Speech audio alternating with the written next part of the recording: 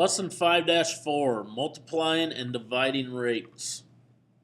The big idea is when rates are multiplied or divided, the unit of the answer follows rules of arithmetic on units of original rates. Now, what's important here is that you make sure that as you're multiplying by all these rates, that you know what's on top, what's on bottom, etc., and that you know what your final outcome needs to be.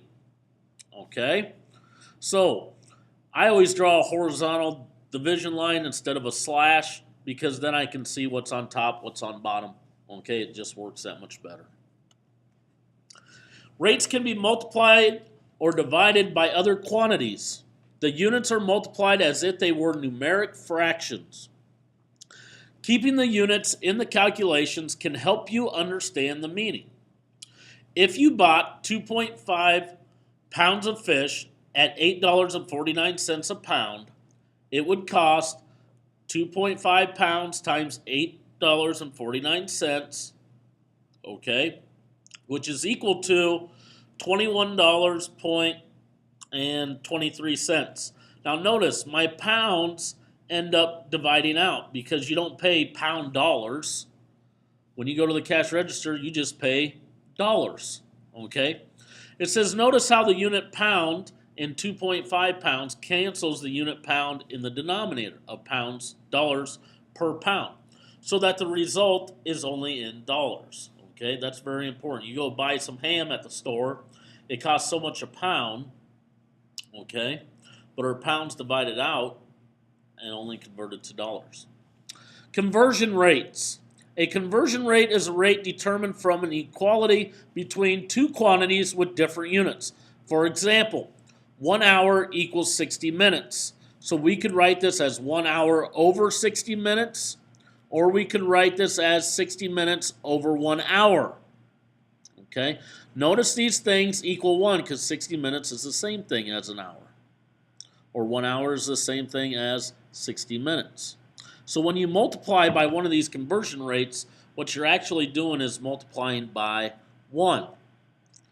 It says both 1 hour and over 60 minutes and 60 minutes over 1 hour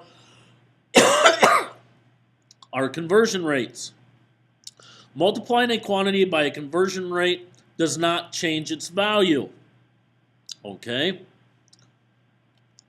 So example 1 says, on average, an adult human heart beats 70 times per minute. So 70 times per division minute. At this rate, how many times does a heart beat in a 365-day year? Okay, so what we want to find out is how long in a year your heart beats. Okay, very important that you know that to find out what your conversion rates are. So, if we got 70 beats per minute, or 70 times, I guess I should put beat instead of times. Okay, 70 beats per minute. And we're trying to get out to beats per year. And I should have gave myself more room. But beats per year. Okay, notice my beats are on top. My years are on the bottom. Well, I already have beats on top. So I'm actually fine with that. What I want to do is get to year on the bottom. Does anybody know how many minutes are in a year? I don't either. But I do know that there are 60 minutes in 1 hour. So I can write 60 minutes in 1 hour.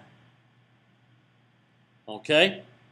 So this minute's gone, this minute's gone. That's okay. But now I'm in hours. Okay? I need to get to years. Do I know how many hours are in a year? I don't either. But I know there are 24 hours. And notice why I write hours up on top, because I want this hour to take care of that hour. 24 hours in 1 day. So that hour is taking care of that hour. I'm in days now. I'm not in years. Okay, do I know how many days are in a year? I sure do. There are 365 days in 1 year. Now notice how I did this. I started with minutes. I changed it to hours.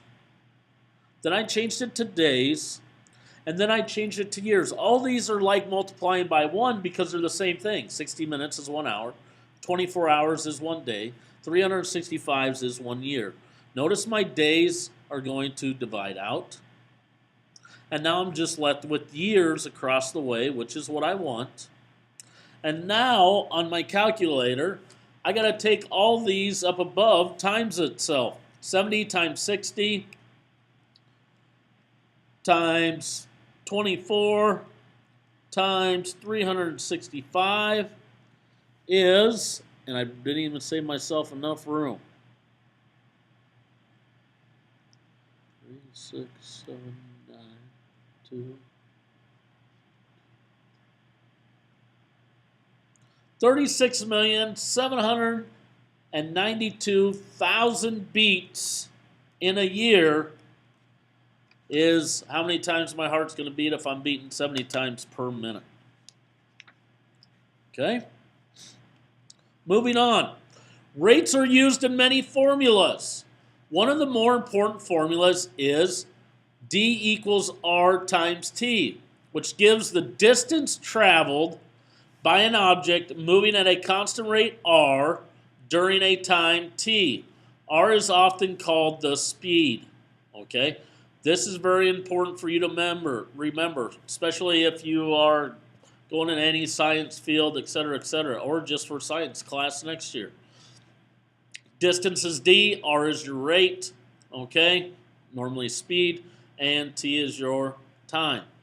So example 2 says, explain why a train traveling 68 miles per hour, 68 miles per hour, is traveling about 100 feet per second. So we want to show that 68 miles per hour is the same thing as saying 100 feet per second. So let's see if we get that out. That's our question. So I'm in miles per hour. I need to get feet per second. Okay? Well, let's take care of the hour first. Okay? So I got to convert hour to seconds. Well, do you know how many seconds are in an hour? I don't either. Well, I do, but I'll show you the one way we can do this. Is we know that 1 hour, right? Because I want hours to be gone, is equivalent to 60 minutes. Now I'm in minutes, but I want to get to seconds. Well, do I know how many seconds are in a minute? I hope so. So I need minutes gone, so my 1 minute has to go up here. So 1 minute is equivalent to 60 seconds. So my minutes are gone. And I got seconds on the bottom, which is exactly what I want. Okay? Now, the last conversion, and sometimes some of these conversions you might have to write down, but what I'm going to tell you is 1 mile equals 5,280 feet. Okay?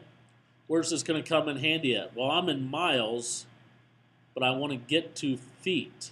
So my feet need to be on top. My mile has to be on the bottom. The mile has to be on the bottom, otherwise these don't divide out, right? So mile is gone, and I just told you 5,280 feet is what 1 mile is equal to. Now remember, these are just like multiplying by 1. 1 hour is 60 minutes, 1 minute is 60 seconds, 5,280 feet is 1 mile. Now these can flip, but the reason why these went on the bottom is because I had to convert hour to minutes, and then minutes to seconds, and then Up here, I had to convert feet to 1 mile. So in order to get these to divide out, they had to be on the opposite sides.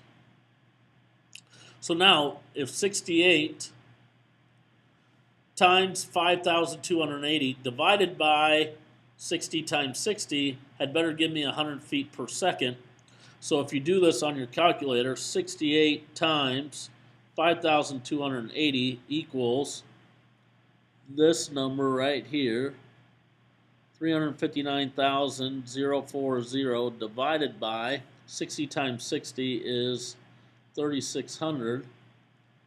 And we want to see if it equals 100 feet per second.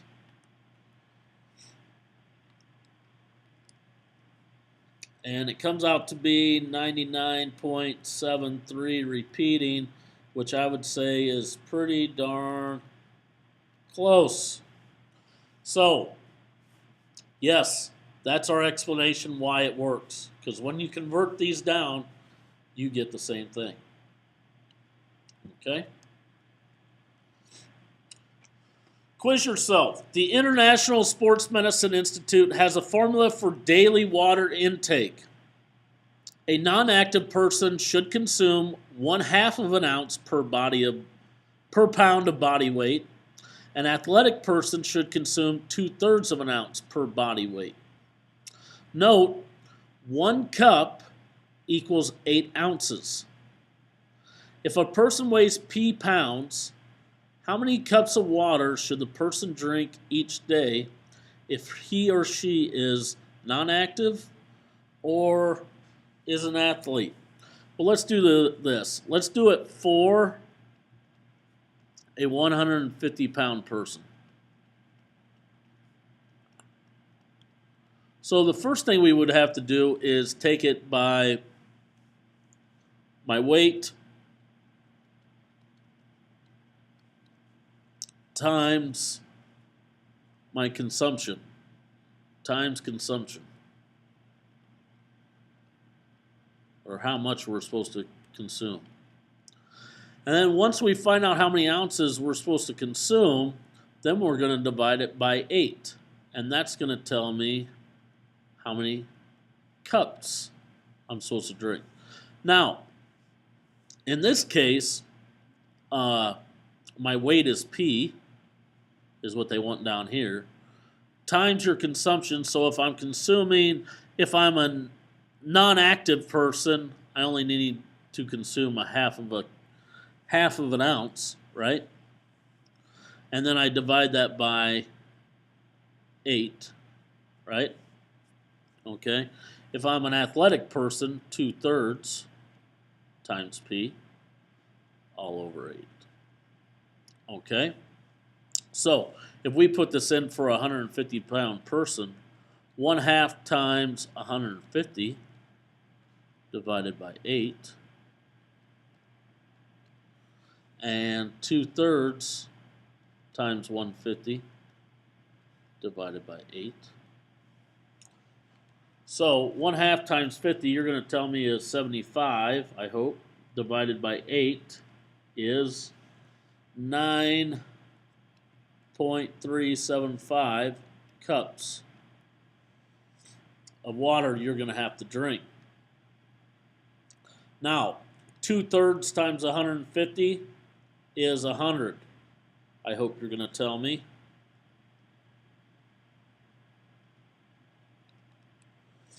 Okay, divided by 8, you're going to get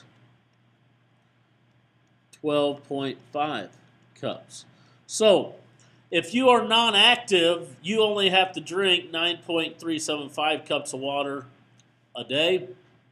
If you are athletic, you need to drink 12.5 cups a day to keep your body replenished and ready to go for the next day.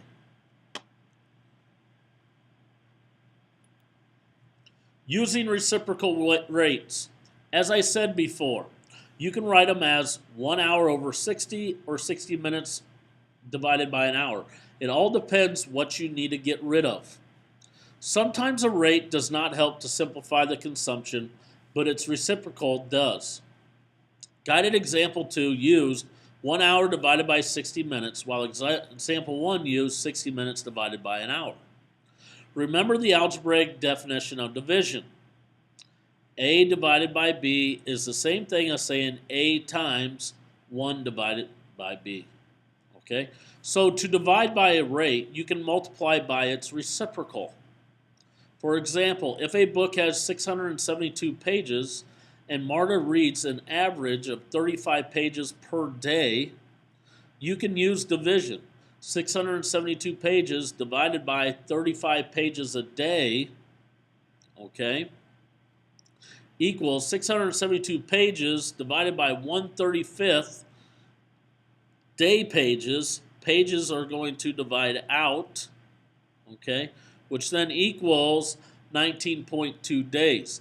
Now, this is the math behind it. We all know that in our brain, we would have just took 672 and divided it by 35, and we knew that pages divided by out in our head, yes. But that is the math process, and if you had to write that out, your pages are going to divide out. So it will take her a little more than 19 days to finish reading the book. Not every reciprocal rate is meaningful in every situation. For example, in a school with an average of 23 students per class, the equivalent reciprocal rate of 1/23 class per students does not have much meaning. We don't have 1/23 of a class, right? Or we don't say that. It just doesn't have a whole lot of meaning. But still, you could use it in a computation. Okay? Hope that made sense.